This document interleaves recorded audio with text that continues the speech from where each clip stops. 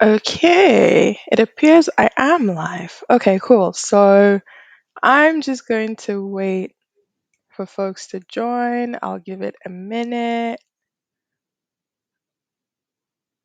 Oh, this is so cool. I'm like watching myself. Oh, hello. Hello, Suleiman. It's so weird calling someone my last name. Hi, Mala. Hope I've said your name properly. Nice to meet you. Hello, hello, hello, friends. Okay, this is my first LinkedIn live, so I was thinking, oh, am I actually live? I'm not sure. But apparently I am. So yay, cool. So hello, hello. So welcome to Ask Aisha. This is what I'm calling it. Tell me if you like the name, if you love it, and then I'll keep it. Yes, it is weird, Suleiman. All right, so it's also Friday, so happy Friday, and I'm going to do my best not to bore you too much. So I just want to get to know you a little bit. So I would love to know, and you can tell me in the chat. Tell me your name. Tell me also your location. So yes, tell me your name. Tell me your location, and why did you join today? By the way, I have my laptop because I need to show you the slides, but I'm also looking at the camera. So yeah. Anyways, so yeah, tell me your name, your location, and why did you join today? I'm really interested in that last part, especially why did you join today? But this is going to be 15 minutes, so I have to keep things short and sweet. But while you're typing in the chat, I'll tell you a little bit about me. So, my name is Aisha. I'm a founder, and my company, which is called The Inclusive Culture, I basically help medium to large organizations start successful employee resource groups. And I'm also a film director. So, I released my first series of short films this year, and it's called True White Allies. So it looks at white people from history who were anti-racist from as early as the 1600s. So fun stuff, fun stuff. And then last thing is I'm a massive foodie. I love to eat. And speaking of that, just before I joined, I was eating these. These are called plantain crisps. I don't know if you've never heard of plantain. You need to just sort that out immediately. But I love plantain chips, so I was eating those before the call. So tell me, yes, tell me why you joined the call. Tell me where you are in the world. I'll be looking at the chat and talking to you as we go along. But anyways, let's get going. Oh, okay. Hello, Mala. Canada. Hello. Yeah. Ooh, no visible minority. Okay. And gaslighting. Yep, that's a common story, unfortunately. Thank you so much for sharing. And okay, Suleiman, Cambridgeshire. Okay, typical white English dude with a beard and glasses that sees clones in many jobs. Okay, looks like we have a funny bunch today, so I'm loving it. I'm loving it. Thank you both for joining. Okay, Vondale. Oh, that is such a cool name, Vondale. You sound like, I don't know, like a count or something. Okay, from Maryland. Hello. And you work for a company with a lack of DEI. Yes, yes, yes. Welcome, welcome, welcome. Nice to meet you, Vondale. Count Vondale. That's what I'm going to call you. Okay, so first thing I wanted to answer is there actually a lack of diversity in senior leadership? So the first thing is I'm focusing on the US and UK for the session. So I thought I'd answer that question because folks might be thinking, is there actually a lack of diversity in senior leadership? Okay, just want to shout out Zed. So hi Zed, you run Equalities and Justice. Nice to meet you, delivering training to organizations to make them anti-racist. Love it, love it, love it. Thank you for joining.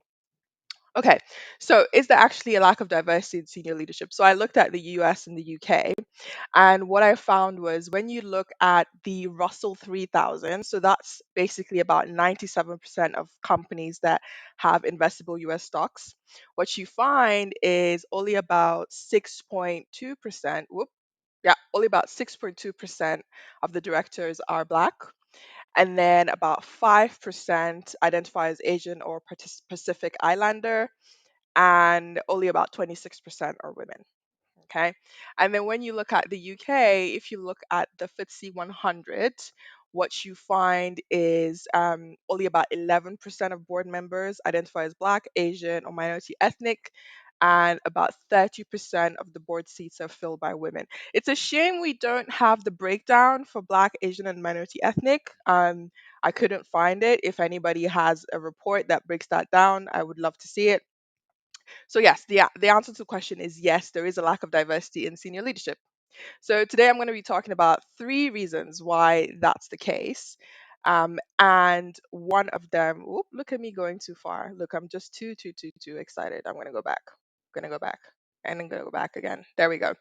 And also shouting out Tolani. Hi, Tolani. Want to know more about what I do? Hopefully, we'll get to find that out today. Okay, so the first reason I think there's a lack of diversity in senior leadership is affinity bias. So, affinity bias is basically the tendency to like people that are like you, right? So, it's kind of no surprise that if a lot of the people in senior leadership positions are straight white men, that they're going to want to hire people like them. And actually, when I looked at Deloitte's latest report, so this is the Women in the Boardroom report, and it's global, so not US and UK specific. What you find is companies that have female CEOs tend to have more women on the board. So companies with female CEOs will have about, on average, 33% females on their board, versus when it's a male CEO, it's about 19.4%. So you can definitely go check out this report. It's Deloitte's report. It's called the Women in the Boardroom report. It's global. So I think that's the first reason. All right. And then the second reason I think is the workplace was designed for straight cis men, right? So remember there was a time when women couldn't actually work, right? So, the deal was, there's a man and woman straight relationship, man goes to work and the woman stays at home. So when women got the right to actually work, the workplace wasn't actually redesigned with women in mind. So that's one of the reasons as well. So there's so many different examples I can give you about why the workplace isn't designed for women. But here's one example. So, unfortunately, if we look at the US and the UK, if you're in a straight relationship, women are still responsible for the bulk of the childcare in these countries. And often, what you see is women having to juggle between being a mother and their career. So, there's lots of studies on this, the fact that women are still doing a lot of the childcare stuff, right? So you'd think that more companies would offer childcare on site. So we know of all these companies that have these massive campuses. They have all these gyms, they have chefs, they have all these things, but somehow they don't have childcare on site. So when I looked at the US and the UK, so in the US, about 4% of companies have childcare on site, and in the UK it's only about 5%. So that was according to the Society of Human Resource Management for the US and then the CIPD for the UK. So essentially, a lot of women just get tired of the juggling act and they either leave or work part time, which sometimes then stifles their career growth. I mean, every other week on LinkedIn, I'm seeing a woman, usually in a senior position, talking about either, having to work 10, 12-hour days and, all of these unrealistic expectations. And if, they became a mother, this and that happened. And, there was just a lot of, I guess, subtle discrimination. So they felt they either had to leave or they would work part time, which sometimes then stifles their career growth. Oh, and one more thing, I'm using women, but it's not just women who can give birth. So trans men as well have a uterus, so they can also give birth. So just wanted to point that out. Anyways, so that's another reason. Now, the third reason that I want to talk about is lack of allyship, right? So there is a lack of allyship. And when I looked at another report, but first, let's just clarify, being an ally is about action. It's not really about saying that you are, it's more about how you're acting and acting like you are. So McKinsey has a Women in the Workplace report, which they published last year.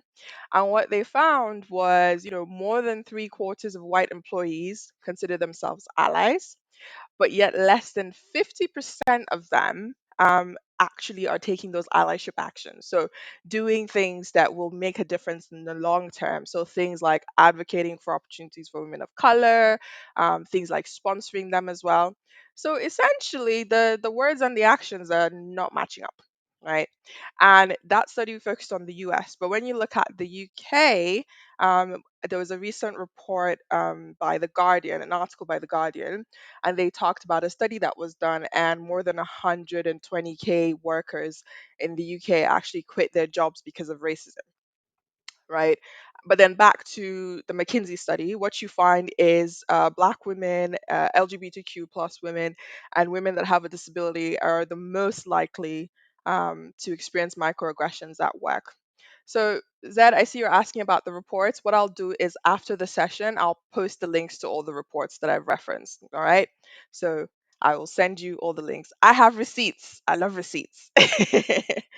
So yeah, Black women and LGBTQ plus women and women with disabilities, no surprise, are more likely to experience microaggressions at work, which is why it's really important to think about intersectionality whenever you're doing anything DI related in the workplace, right? Because people are not just one thing.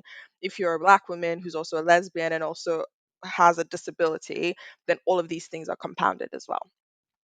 But yes, that report by the Guardian shows that I think it was about 1 in 4 workers. Yeah, it was about 1 in 4 workers that are Black or Asian or any other ethnic minority background has actually faced racist jokes in the last 5 years.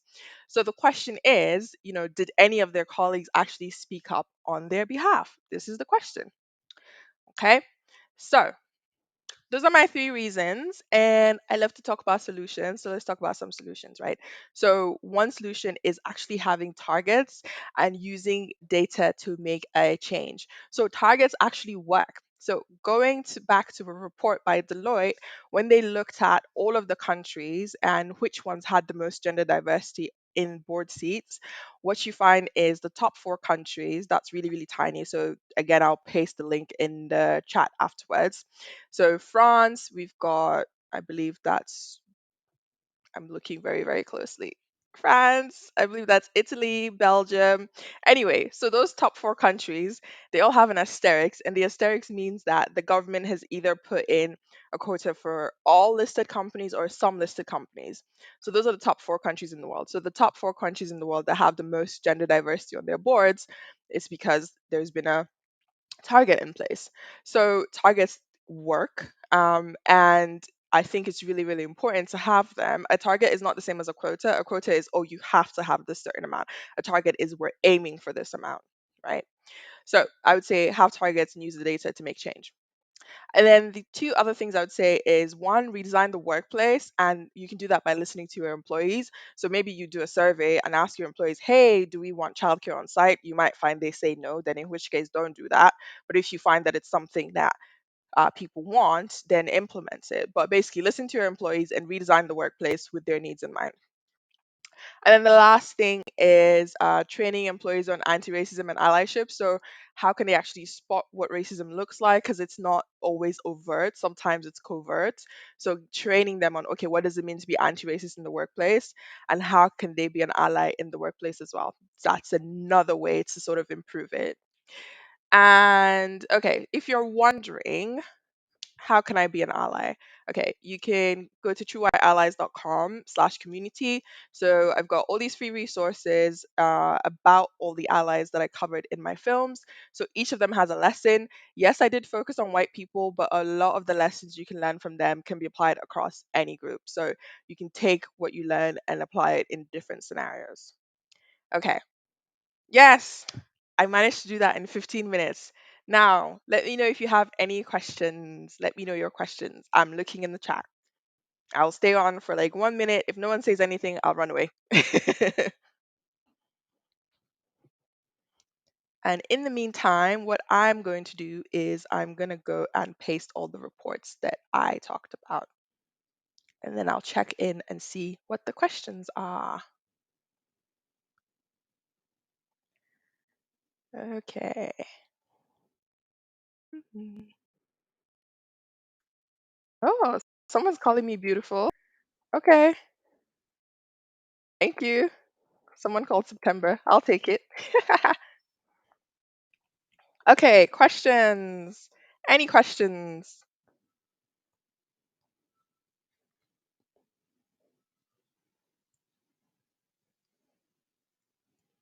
I'm I'm good, September. Thank you for asking.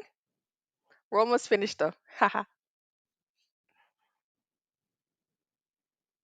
Okay. I'm going to assume there are no questions.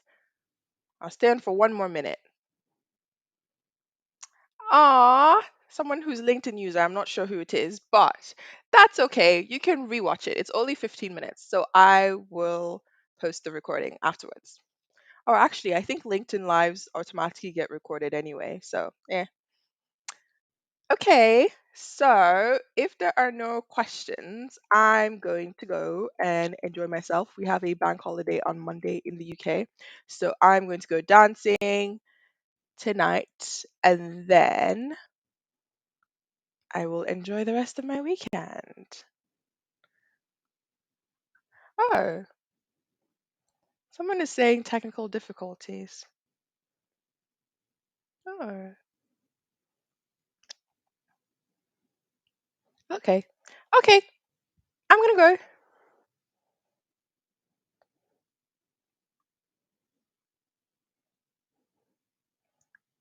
Bye.